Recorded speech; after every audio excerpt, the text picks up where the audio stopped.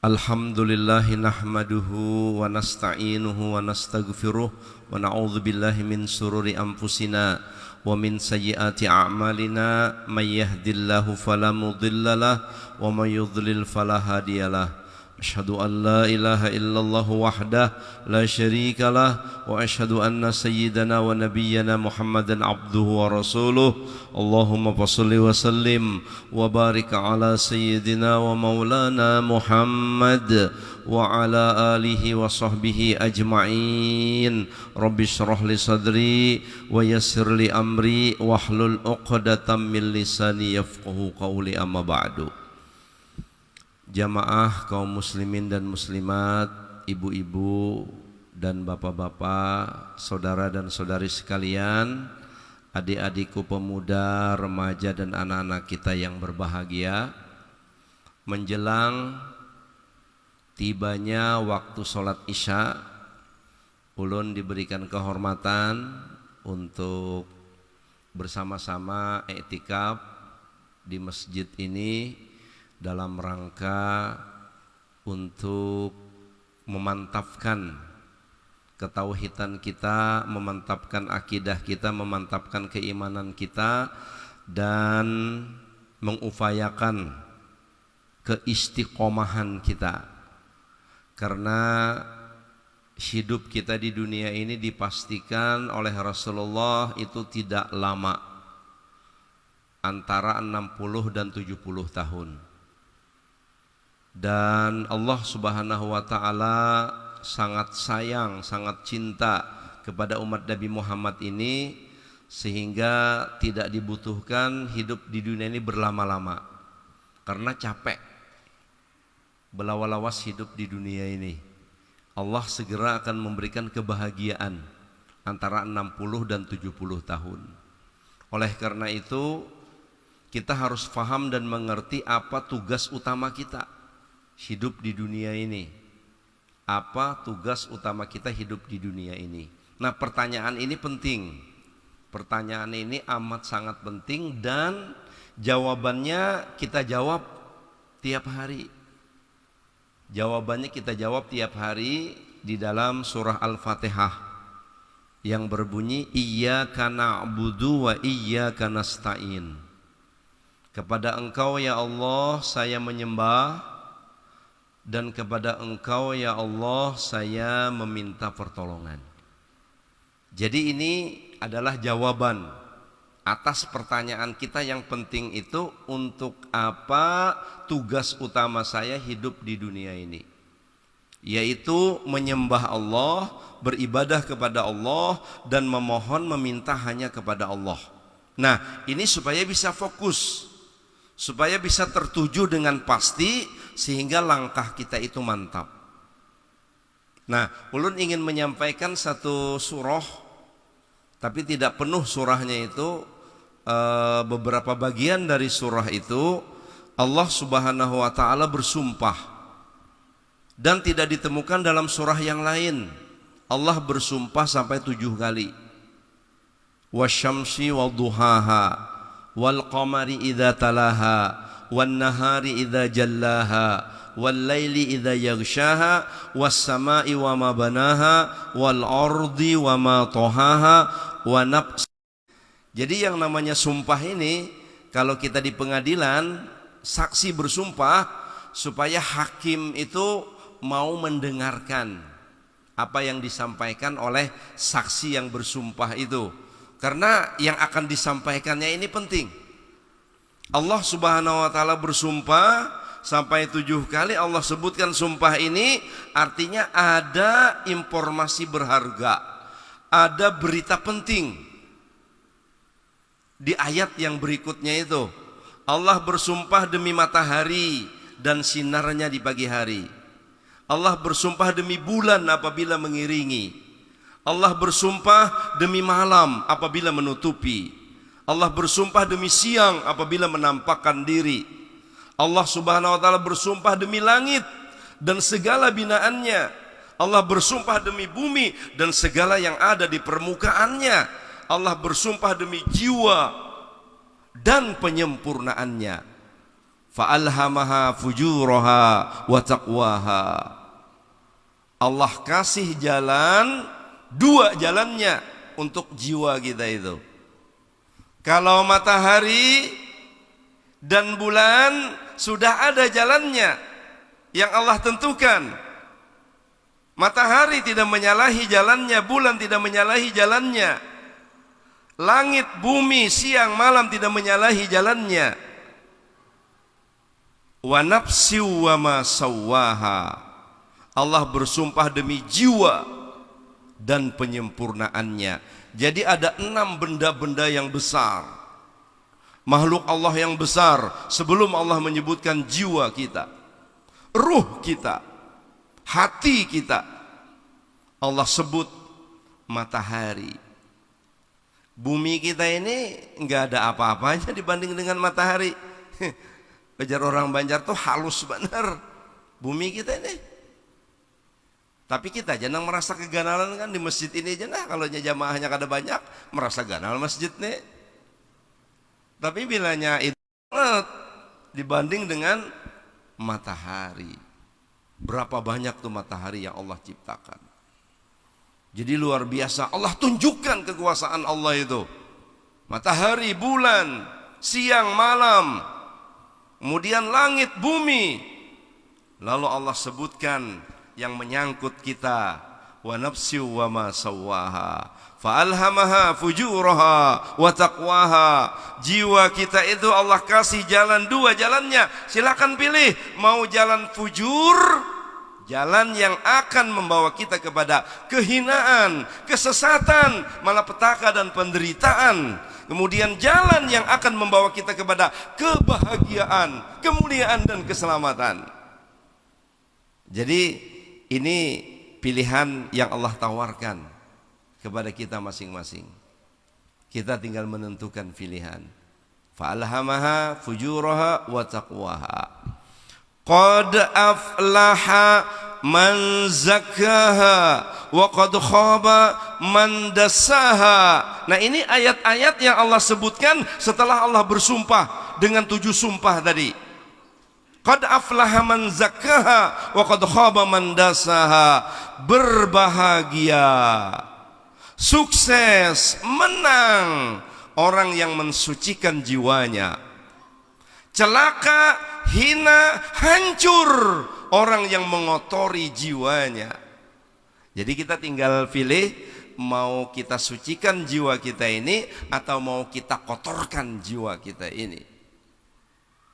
Dan ini ada konsekuensinya, ini pasti ada akibatnya. Kita sucikan, kita bahagia. Kita kotorkan, kita sengsara. Nah, tentulah khususnya kita-kita yang hadir dan mungkin juga ada yang menyimak, mendengarkan suara ini atau mungkin di rekaman ini, kita pasti akan memilih untuk mensucikan jiwa kita ini. Yauma la yanfa'u malu wala banun illa man atallaha biqalbin salim. Tiba nanti saatnya, datang nanti waktunya, tidak berguna lagi malun. Malun itu tidak hanya diartikan fulus, duit, dolar, tapi malun itu adalah dunia dengan segala isinya ini. Dunia dengan segala kemewahannya. Wala banun, tidak berguna lagi dunia dengan kemewahannya, tidak berguna lagi anak dan keluarga kita. Yang berguna pada saat itu adalah orang yang datang menemui Allah Subhanahu wa taala biqalbin salimin, yaitu dengan jiwa yang suci, dengan jiwa yang selamat. Nabi kita Muhammad SAW juga beliau pernah bersabda, inna fil jasadi mudghah. Jadi dalam setiap diri itu terdapat segumpal daging. Apabila segumpal daging itu bagus, maka sekujur tubuhnya bagus. Apabila segumpal daging itu jelek, maka sekujur tubuhnya jelek. Ala wahya qalbu. Jadi segumpal daging itu yang dimaksud oleh Rasulullah adalah jiwa kita. rohani kita, roh kita. Nah, salah satu yang kita rasakan terbukti mensucikan jiwa kita ini, membersihkan jiwa kita ini, mencahayai jiwa kita ini adalah kita sering-sering mendengar nasihat, hadir ke majelis ilmu, hadir ke majelis taklim. Itu adalah alternatif pilihan yang tepat sekali. Ya, ada yang mengagendakan seminggu sekali untuk hadir di majelis ilmu, majelis taklim untuk mencahayai jiwanya. Kemudian ada yang seminggu itu sampai 3 kali. Karena kelamaan, kelawasan. Kalau 3 kali seminggu ini agak lumayan. Tapi kalau setiap hari, nah kita yang menentukan. Qad aflaha man zakkaha wa qad khaba man dassaha. Jadi Allah setelah bersumpah 7 kali dengan sumpahnya yang luar biasa, demi matahari, demi bulan, demi siang, demi malam, demi langit, demi bumi, dan demi jiwa. Kemudian Allah sampaikan berita yang penting, yaitu qad aflaha man zakkaha wa qad khaba man dassaha. Kebahagiaan itu bergantung kepada kemurnian jiwa, kebersihan jiwa. Kebahagiaan itu tidak bergantung oleh harta. Kalau misalnya kebahagiaan itu bergantung oleh harta, maka bubuhan nang sugi-sugi aja bahagia. Lah kita nang kada berduit nih bang, duduk sedih, termenung gitu kan. Ternyata tidak begitu kenyataannya. Kalau nang sugih bahagia, maka nang bengaran karun. Ibu-ibu kenal lawan karun lah bu? Namun ibu-ibu kenal berarti luar biasa. Cuman tahu kisahnya, mendengar ngaran karun lah. Jadi karun ini jangankan hartanya, anak kunci perbendaharaan kekayaannya itu sampai dipikul oleh laki-laki yang berotot, laki-laki yang kuat. Itu puluhan laki-laki yang berotot memikul apa yang dia tidak mempertontonkan kekayaannya, hanya dia pertontonkan adalah anak kunci dari perbendaharaan kekayaannya. Apa yang terjadi pada Karun? Bahagiakah Karun? Selamatkah Karun? Muliakah Karun? Adakah orang yang saat ini menamai cucunya dengan Karun? Tidak ada. Begitu hinanya dia dengan kekayaannya itu, begitu hancurnya hidupnya dengan kekayaannya itu. Kemudian kuasa, dengan kekuasaan. Kalau kekuasaan itu membuat orang bahagia, maka yang namanya Fir'aun adalah orang yang paling bahagia. Apa yang terjadi pada diri Fir'aun? Fir'aun celaka, Fir'aun hina, Fir'aun hidupnya hancur. Namrud, dia punya kuasa. Bahkan Namrud ini kematiannya itu sangat mengenaskan. Allah Subhanahu wa taala hanya mengutus nyamuk yang halarnya itu putus 1. Jadi nyamuk lah halarnya 2, lalu putus sebuting. Neng itu nang masuk ke hidung si Namrud itu tadi. Bertahun-tahun nyamuk itu tadi berada di kepalanya Namrud itu. Dia kesakitan sehingga dia benturkan kepalanya, bahkan dia suruh pembantunya untuk memukul kepalanya itu, dan dia hancur dengan kepala yang sudah tidak ada potongannya lagi. Dia bermusuhan dengan seorang rasul yang bernama Ibrahim. Ibrahim menyampaikan kebenaran, ditolak oleh Namrud, bahkan dibunuh dengan cara yang tidak biasa. Ini luar biasa ini. Nabi Ibrahim dibunuh dengan cara yang tidak biasa, dibakar dengan api yang menggelegar. Tapi apa yang terjadi? Justru ketika Nabi Ibrahim ditanya, Wahai Ibrahim, saat apakah Anda merasa bahagia, merasa riang gembira? Justru beliau menjawab, saya bahagia. Lain juga pulang jawaban, Bilal, paling bahagia, paling menggembirakan saat apa?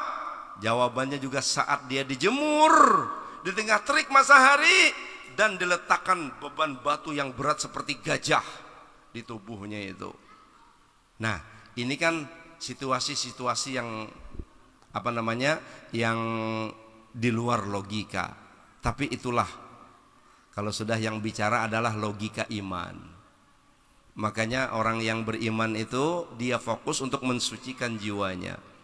Jadi orang yang beriman faham betul mana jalan-jalan yang membuat dia suci jiwanya, bersih jiwanya, bercahaya jiwanya. Tadi kembali lagi salah satunya adalah majelis ilmu. Apalagi di era saat ini kita dengan sangat mudah untuk mendapatkan nasihat itu melalui pengajian yang sudah dijadwalkan, melalui YouTube dengan ceramah-ceramah yang bermutu. Kita bisa setiap hari bahkan sampai 2-3 kali kita membuka ceramah itu. Untuk apa? Untuk mensucikan jiwa kita, mencahayai jiwa kita. Amun nang kita dengarkan misalnya lagu-lagu dangdut, lagu-lagu nang kada bepaidah, kemudian duduk-duduk berkumpul menyambati orang misalnya, ya ngobrol-ngobrol yang tidak karu-karuan, itu adalah jalan fujur yang akan menggelapkan mata batin kita ini. Ini amat sangat berbahaya sekali. Khatamallahu ala qulubihim wa ala sam'ihim wa ala absarihim ghishawah walahum adzabun azim. Jadi konsekuensinya itu berat sekali. Kalau sudah pandangan mata kita ini ketutup, kemudian pendengaran telinga kita ini tertutup, kemudian suasana hati kita itu tertutup oleh syahwat, oleh nafsu dunia. Makanya Allah Subhanahu wa taala mengingatkan orang-orang yang beriman itu dalam satu ayat, ya ayyuhalladzina amanu la tulhikum amwalukum wala auladukum an zikrillah. Jangan sampai gara-gara urusan dunia, urusan keluarga, urusan anak menyebabkan hati kita itu lengah mengingat Allah. Wa may yaf'al dzalika faulaika humul khasirun. Sembah kecuali hanya Allah. Tidak ada yang memberi rezeki kecuali hanya Allah. Tidak ada yang memberi manfaat, memberi mudarat kecuali hanya Allah. Ini diupayakan apa yang kita ucapkan di lidah kita ini masuk ke dalam batin kita, masuk ke dalam jiwa kita. Kita khawatir kalau yang kita masukkan ke dalam hati kita itu adalah harta benda dunia. Allah jauh dari ingatan hati kita. Jadi harta diletakkan di tangan, di hati jangan. Kemudian mobil diletakkan di garasi, jangan diletakkan di hati. Nah, ini tentu akan membutuhkan latihan-latihan. Soalnya kalau kita nanti lengah, Allah Subhanahu wa taala mengingatkan, wala takunu kalladzina nasallahu fa ansahum anfusahum ulaika humul fasiqun. Jangan sampai kamu seperti orang yang lupa kepada Allah. Niki apa kita kada lupa lawan Allah, mun hati isinya dunia. Kada mau kita mengisi hati kita ini ingat lawan Allah Ta'ala. Nah, khutbah Jumat tadi kan ulun menyampaikan ayat yang disampaikan kepada orang yang beriman oleh Allah Subhanahu wa taala untuk dipanggil datang ke rumah Allah setiap Jumatan. Untuk apa? Yang 20 tahun aja umur anak kita itu menurut catatan ulun itu ada 650 kali dia selama hidupnya hadir Jumatan. Yang umurnya 30 tahun itu 1150 kali sepanjang hidupnya dia hadir Jumatan. Yang umurnya 40 tahun 1650 kali dia hadir Jumatan. Rancak benar sudah Allah Ta'ala mengundang tuh lah. Iya juga hatinya ini lengah lawan Allah Ta'ala. Nah ini kan jelas kada salah Allah Ta'ala lagi. Makanya kalau orang itu misalnya menggerutu, kemudian depresi, kemudian cemas, kecewa, menyalahkan Allah Ta'ala, wah ini parah. Kita ini kan berada di 3 waktu. Ada itu cemas. Nah kemudian waktu yang akan datang itu biasanya membuat kita khawatir, takut. Jangan-jangan apa nih kejadian yang akan datang ini menimpa saya, jangan-jangan dan seterusnya. Nah ini kalau seperti itu bermasalah hati kita ini. Nah ada yang berpendapat waktu itu cuma satu saja, yaitu saat ini yang kita hadapi ini. Waktu kemarin tuh udah hilang, nggak ada. Yang akan datang belum tentu. Makanya kita jangan sampai ini nanti membuat suasana hati kita menjadi repot gara-gara kita mengingat masa lalu. Coba Bian kalau terus merenungi masa lalu, cemas gitu kan, depresi, menyesal, ya kan? Apakah merubah keadaan kita? Tidak. Kemudian kita mencemaskan yang akan datang. Wah jangan-jangan nih kejadiannya gimana nih yang akan datang. Nah oleh karena itu disarankan agar kita itu bisa mengikuti. Ada yang berpendapat bahwa waktu itu ya saat ini. Makanya inilah yang kita manfaatkan. Inilah yang kita manfaatkan. Ya kalau misalnya kita mau muhasabah, refleksi dengan masa lalu, itu boleh-boleh saja. Ya kita ambil pelajaran, tapi jangan sampai membuat kita itu depresi gitu, ya menyesal gitu kan. Kada apa-apa kenapa ikam nih menyesali masa lalu tuh bang. Nang sudah kada lagi disesalinya. Nang nyata-nyata ada kada digunakannya baik-baik nih. Waktu sekarang yang ada ini kada digunakannya baik-baik. Lalu pulang mencemaskan nah akan datang. Belum tentu nah akan datang tuh. Jangankan isukin bisa aja meninggal.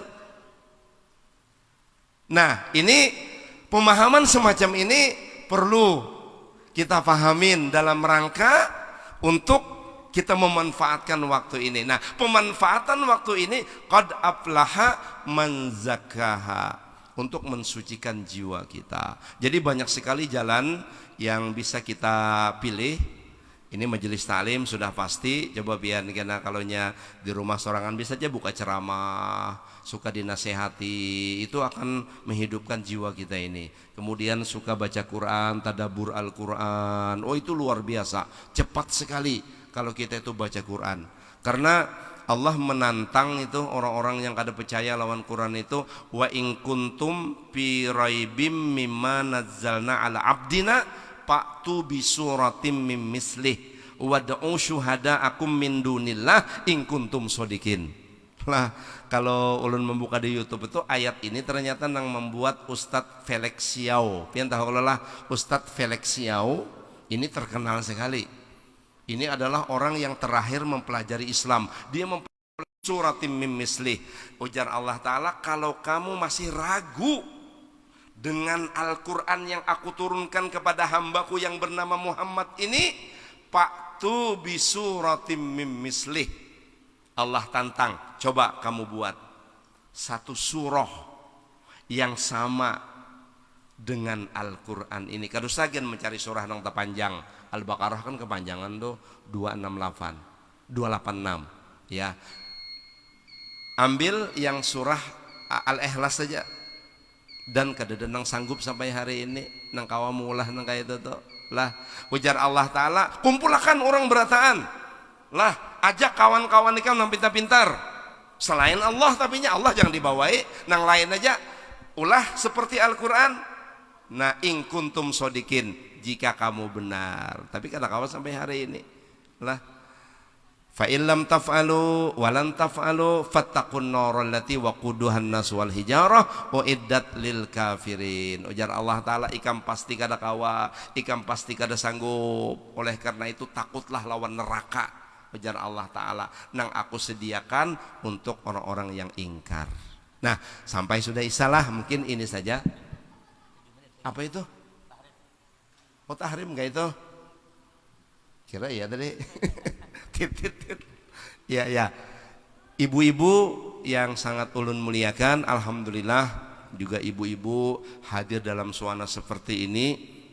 ini akan memberikan efek dampak yang luar biasa ya terhadap mawaddah warahmah sakinah ya, kebahagiaan rumah tangga itu justru didominasi oleh kesucian jiwa, kesucian batin.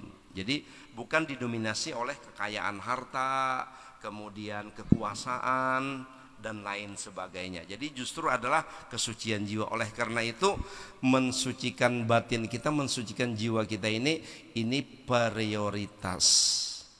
Kita jangan salah prioritas nih. Kita harus memprioritaskan mensucikan jiwa kita ini. Kita isi jiwa kita ini dengan ingat kepada Allah Subhanahu wa taala. Ingat kepada Allah. Nang dunia itu kalau kau keluarkan aja, nang ingat dunia itu, nang kita ingat di hati kita adalah Allah Subhanahu wa taala. Ulun subuh tadi mencontohkan nang kaya pelor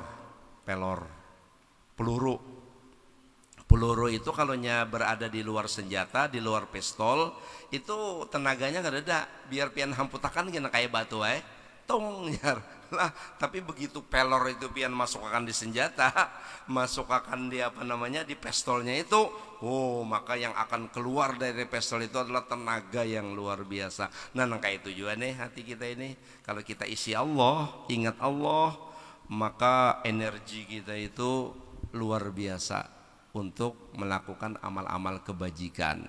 Tapi kalau yang isinya adalah dunia, isinya adalah kemewahan, isinya adalah perdebatan, isinya adalah gengsi, isinya adalah kesombongan, Allah Ta'ala itu dimuntungnya aja. Kalau sudah berpandar kisah Allah Ta'ala, Pak, iya-iyanya muntungnya lah. Tapi hatinya tuh jauh dari Allah Ta'ala, hatinya tuh dunia aja isinya. Nah oleh karena itu dalam kesempatan yang sangat berharga ini ulun ingin menyampaikan bahwa kalimat la ilaha illallah itu bagus diucapkan di lidah, karena Nabi mengatakan kesempurnaan iman itu kan 3 variabelnya. Al-iman la ilaha illallah.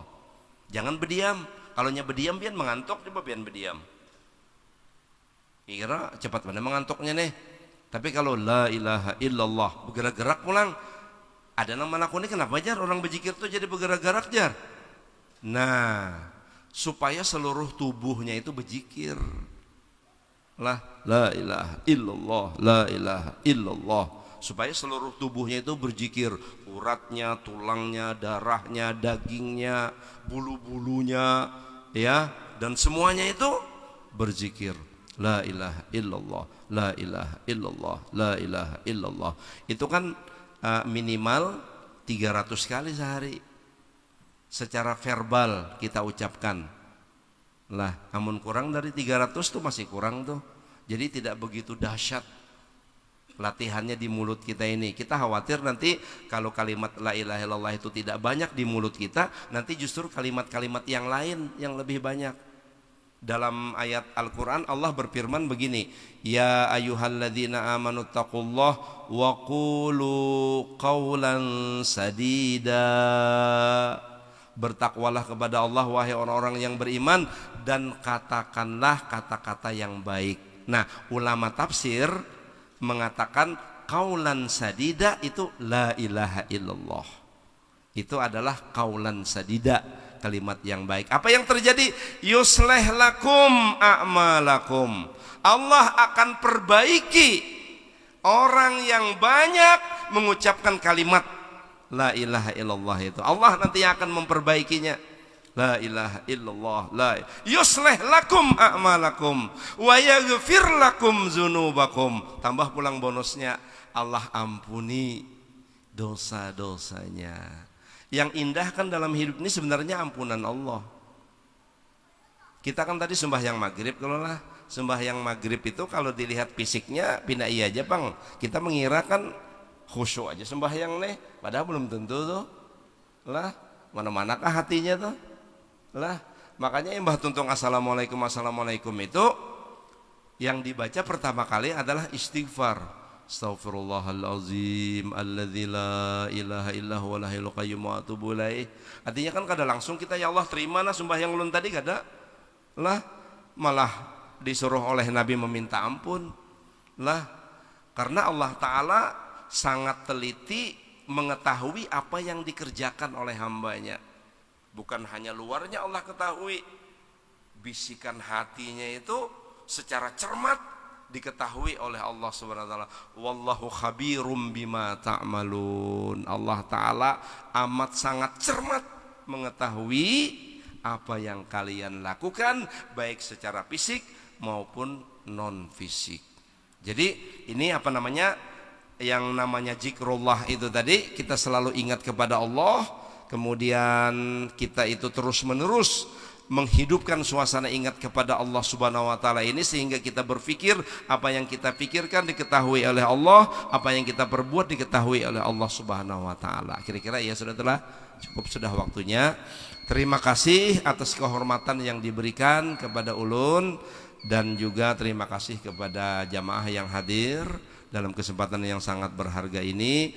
Mudah-mudahan firman Allah yang ulun sampaikan tadi, Allah bersumpah 7 kali, kemudian ada informasi yang penting, yaitu mensucikan jiwa kita ini. Ini adalah prioritas utama dalam kehidupan kita, karena tiba nanti saatnya kada berguna lagi harta rumah kita tuh, kada berguna lagi harta kita, kada berguna lagi anak-anak, keluarga, laki bini dan sebagainya, kada berguna lagi. Nang berguna pada hari itu adalah yang datang menemui Allah biqalbin salim, dengan jiwa yang bersih, dengan hati yang selamat. Mudah-mudahan Allah mengistiqomahkan kita di jalan Allah Subhanahu wa taala. Biniyatil qabul wa ila hadratin Nabi. Al-Fatihah.